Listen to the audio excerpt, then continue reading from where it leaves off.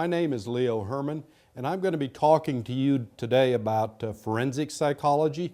And basically, we define forensic psychology as that intersection between the mental health field and the legal and judicial system. I actually spent the better part of my clinical career as a psychologist working in the forensic settings. Worked with juvenile offenders in the Juvenile Justice Authority, and actually finished up my clinical career before I went to teaching in the Larned State Hospital, which is a large state hospital here in the state of Kansas, working with violent sexual predators, and actually had programs that I was directing both at the Larned State Hospital and on the other end of the state, Osawatomie State Hospital.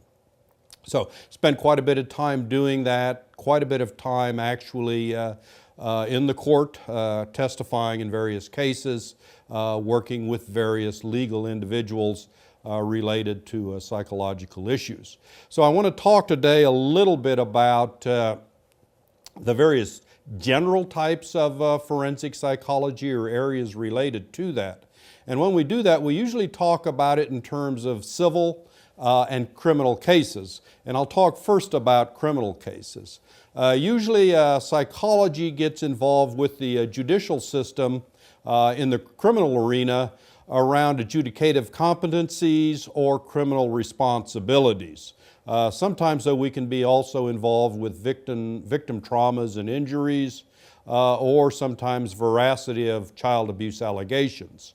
Although generally psychologists are going to be involved with court proceedings.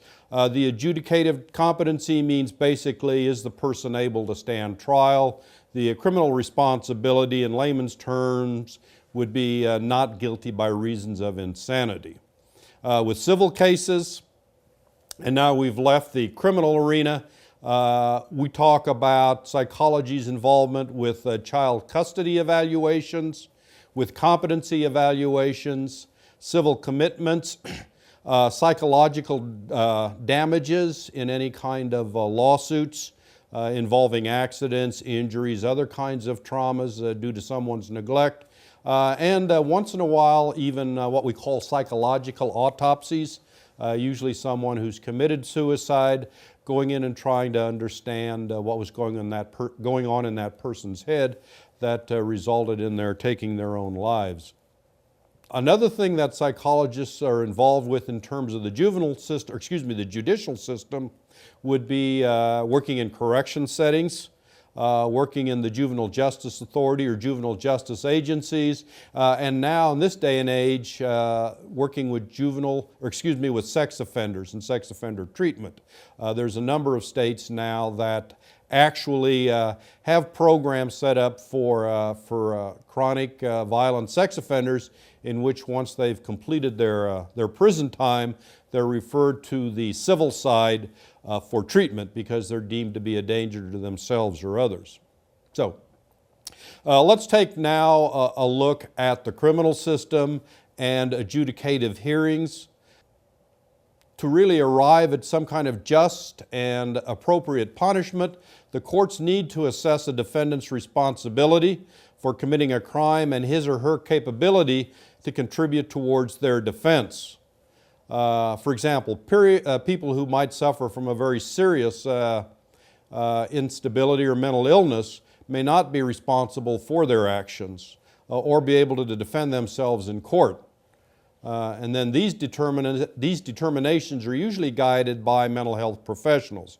In other words, is the person able to defend themselves in their hearing? Do they understand what's going on? And or was the person really sane or responsible for their actions at the time that they committed their offense? When people are accused of crimes who are judged to be mentally unstable, they are usually sent to mental institutions or treatment. And this is called a criminal commitment, and it can take one of several forms, either mentally unstable at the time of they committed the crime, or simply not being able to participate in their defense, being so unstable that they really need treatment before they would be able to participate in their trial. Here in the state of Kansas, there's one institution, and that's at Larned. It's a very large agency, and when I was involved with Larned State Hospital, we were taking people from throughout the state of Kansas for commitment hearings. And basically they would come to the state hospital, psychological evaluations were done, psychiatric kinds of profiles were created, and we tried to decide at that point whether they in fact had the capacity or the ability to adequately participate in their defense. Could they understand the charges against him? Did they understand the court proceedings? All those sorts of things that were involved.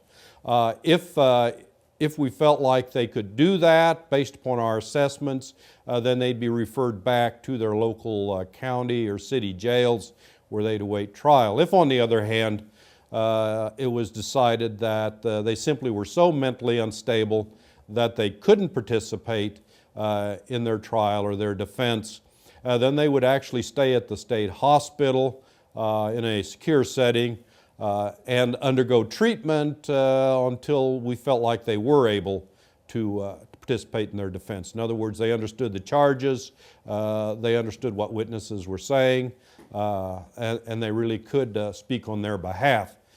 Usually we were able to get people back and participate in their court hearings, although there were a few cases in which the people were there literally for years because they just never achieved that stability to participate in trials. The other thing, of course, that psychologists would talk about or testify to would be the term, and this would be a legal term, not a psychological one, insanity. In other words, the defendant may have a mental disorder, but not qualify for the mental definition of insanity. In other words, they might have some psychological problems, but you have to make a determination whether they would meet the legal criteria of simply being so psychotic at the time or mentally unstable at the time that they really didn't know right from wrong. And this comes from a very long history. Actually began in about 1843 in England, and it was known as the McNaughton case, in which the McNaughton rule stated that experiencing a mental disorder at the time of a crime does not by itself mean that the person was insane, that the defendant had to be unable to know right from wrong at the time that they committed the crime. So the issue isn't do you have a mental problem, but rather did you know right from wrong when you committed that crime. There's been variations in the U.S. courts to this McNaughton rule. In the late 19th century, there was a variation here, at least in U.S. courts, from the McNaughton standard.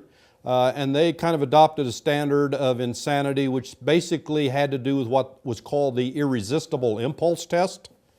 And that test emphasized the inability to control one's actions. It was what we called a fit of passion kind of crime. So it went to not only not knowing the difference between right and wrong, but also a crime of passion or irresistible kind of uncontrollable impulse to act on something, a crime of passion.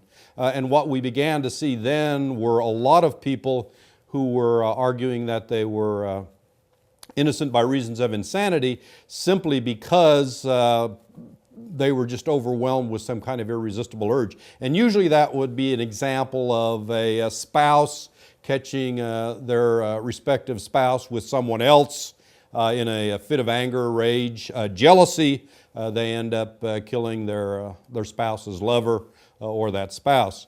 There was a lot of public reaction related to this.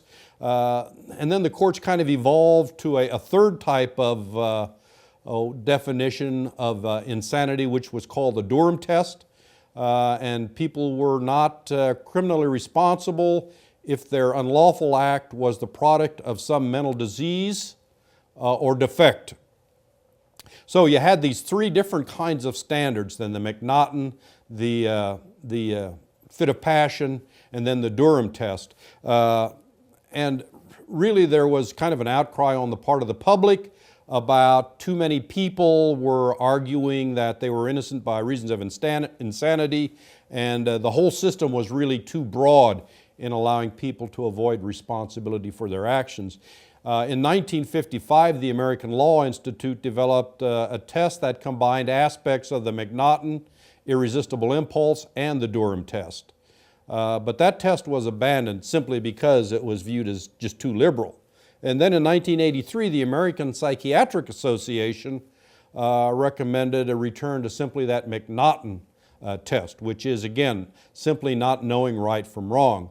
And that's pretty well remained or is used in most cases that are tried in federal and about half the states or state courts. So a lot of it's going to depend on the state that you're in and whatever those laws related to criminal conduct have to do with their definition of insanity. Under these standards, though, about 2/3 of the defendants acquitted by reason of insanity qualify for some diagnosis of schizophrenia. About 65% of the cases involve some kind of violent or criminal act, and about 15% of those cases they're acquitted or accused specifically of murder. So a lot of murder cases are going to evolve around innocent by reason of insanity. So let's talk now, or let's take a look at another form of how psychology gets involved with the courts, and that would be with what we call civil commitments. In other words, laws that vary from state to state, but in essence the state is stepping in and taking control of a person or committing them to some kind of institution because basically they pose a danger to themselves or others. And again, in this country we've had a long history of state institutions taking in people who are civilly committed. And in fact, in the old days it used to be very easy to do that. Family members would often begin the proceedings, you'd go to court, talk about how one of your family members or individual simply was incompetent, couldn't take care of themselves, or posed a risk to themselves or others because of some kind of mental disease or instability. And in fact, up to around 1979, there were very few guidelines from the Supreme Court or any kind of courts as to what would constitute a danger to yourself or others, or simply being unable to care for yourself. But in 1979, the minimum standard of proof required that there must be at least some clear and convincing proof of an illness and that the states, that you had to meet the state's criteria for commitment. Many states have given clinicians the right to certify certain patients as needing temporary commitment and medication, which requires an agreement now of at least 2 physicians and or mental health professionals. So you might have a psychologist and a psychiatrist, for example, testifying that the person was in need of some kind of mental health care or even medications, and that might be against the person's will. So the state steps in and would then do what we would call an involuntary commitment. Historically, people with mental illnesses were less likely than others to commit violent or dangerous acts, simply because of all the mass hospitalizations that were taking place. But with the deinstitutionalization movements now, that's no longer true. People tend to stay out of institutions a lot more than they used to, simply because we've really developed better treatments, particularly with psychotropic medications, partly in terms of patients' rights and using the least restrictive environments. The number of people who are in institutions or committed to institutions has dropped dramatically. Consequently, these people are on the streets, and since they're not committed, and if they've got some more mental illnesses, they may be more inclined to get involved in criminal kind of conduct or criminal behavior.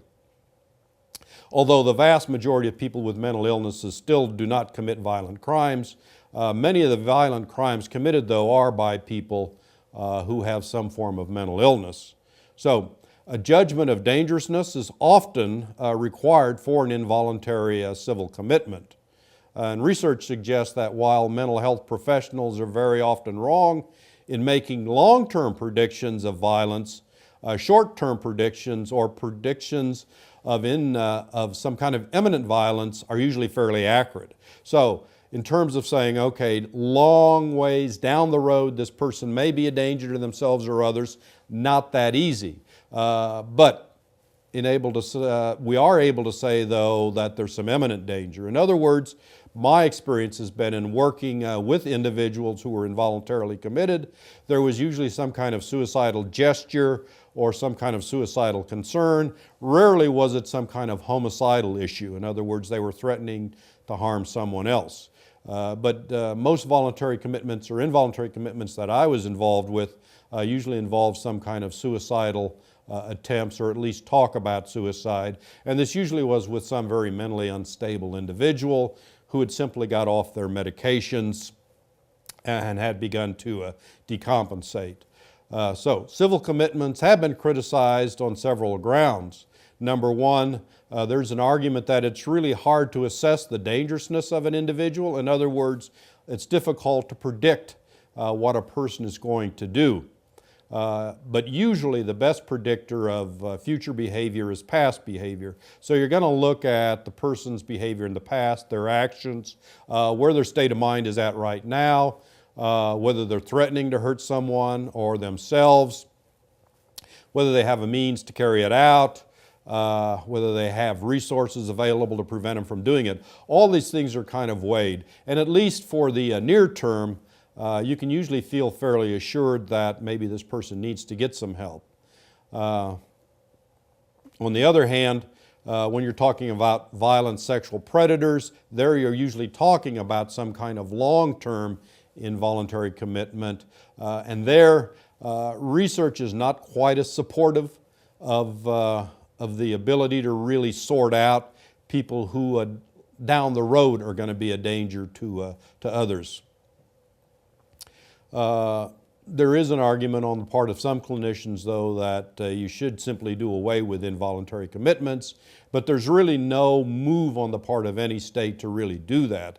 And I think more and more there's this recognition that some people simply need to have the state step in to prevent them from hurting themselves or others.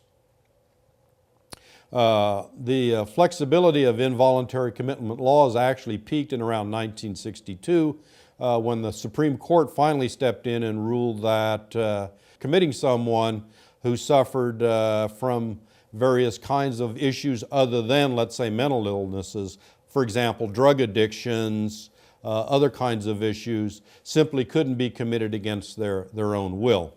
That there had to be some compelling evidence that there was imminent danger to themselves or others. So consequently today, fewer people are institutionalized through the commitment process or proceedings than in the past.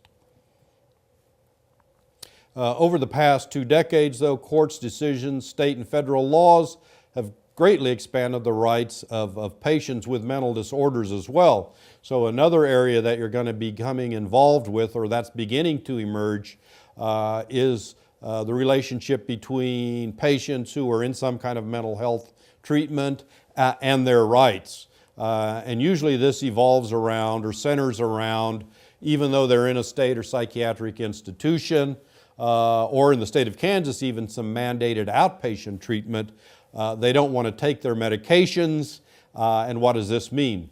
I've been involved in a couple of cases in which we actually had to go to court and argue, sometimes successfully, some not so successfully, that the person really needed to be on medications because it was impossible to provide treatment to them, or they simply wouldn't benefit from treatment if they weren't on medications, and or without their medications they really did pose a risk to themselves or others, even though they were committed in a very structured institution.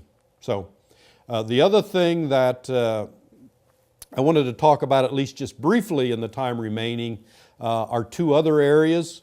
One is the juvenile justice, which in most states, juveniles, in other words, people under the age of 18 who commit offenses or commit crimes that if they were considered to be an adult or were an adult would be sent to prison are handled not within the criminal system, but rather in kind of a hybrid, which is kind of a mix between the criminal system and the civil side. And remember, the civil side is all about the state doing what they have to protect individuals from themselves or other people, and not simply public safety and or punishment. And the approach has been, up until, I would say about the mid to late 90s, to look at juveniles as kids, children who aren't going to make good decisions simply because they're still young, and that the focus shouldn't be simply on locking them up, keeping them out of society, but rather treatment as well. And the reason for that is, number one, a lot of research out there shows that that really our ability to make good judgments, sound decisions, really doesn't happen until about age 25. So it simply may be a matter of our brain or the hardware isn't capable of making good, sound decisions, and sometimes of knowing right from wrong. The other thing is that you're talking about a person with a lot of years to live, and if at all possible, the state should do everything they could to salvage this individual and try to get them back as productive members of society. Right now, it's kind of a combination of both.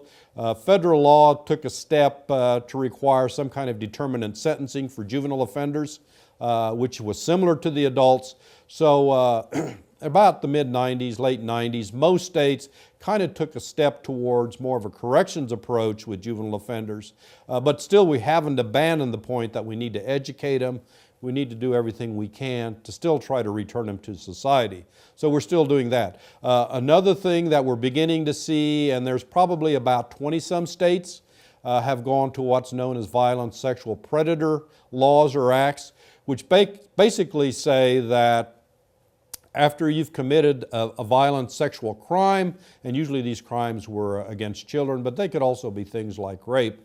After you've done your prison time, Kansas, a number of other states will have a review to decide whether you're still going to be a danger, that you're still going to continue violent kinds of behaviors or acts, and if so, to go ahead and do a voluntary or involuntary civil commitment. In other words, you've done your prison time, but you're not going to be released on the streets. You're going to go to some kind of mental health or psychiatric institution for treatment. What we're finding, though, is that these people generally go to these programs and never get out, because it's very difficult to meet the standards of the law, which say a psychologist or psychiatrist must testify that this person will no longer commit any kind of violent sexual act for the rest of their lives. And that's going to be very difficult to do. There's been some constitutional questions about this. It was argued, in the late 90s, early 2000s, that this actually was double jeopardy. In other words, you were punishing someone twice for the same crime. But the Supreme Court pretty well upheld that as long as the focus is on treatment for these people coming out of prisons, they can still be committed against their will. So we're finding that a lot of the states still continue on with this. In fact, the federal government has also enacted rules and regulations, laws that allow states to do this. And that population is being looked at. I think personally the jury is still out on how well this program is going to operate or function, simply because it's really a big leap. And what we're now saying is that we're asking psychiatry or psychology to take someone and predict their behavior years down the road, and then the state stepping in and saying, we're going to commit you based upon our judgments that you're still a danger. And people argue, where are you going to draw the line here? Do we next move to people who've been convicted or charged with drunken driving and saying that you're never going to stop your cycle of substance abuse? Consequently, we're going to have to lock you up to make sure that you never get behind the wheel and drink and drive. So these are some things we're going to be watching. There's no doubt, though, as we get into the future, that psychology, particularly in the criminal system, is going to continue its relationship with the courts and the judiciary. In fact, the largest institution or setting of people with mental problems is not in state hospitals, but rather in jails and correctional facilities.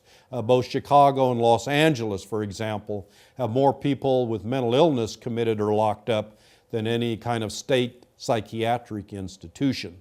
So there's still going to be this interplay and this interchange between psychology and the courts and the judiciary. So that concludes my discussion about forensic psychology. It's something that certainly people interested in psychology are going to be involved with in their careers, and something that's going to be with us for quite some time.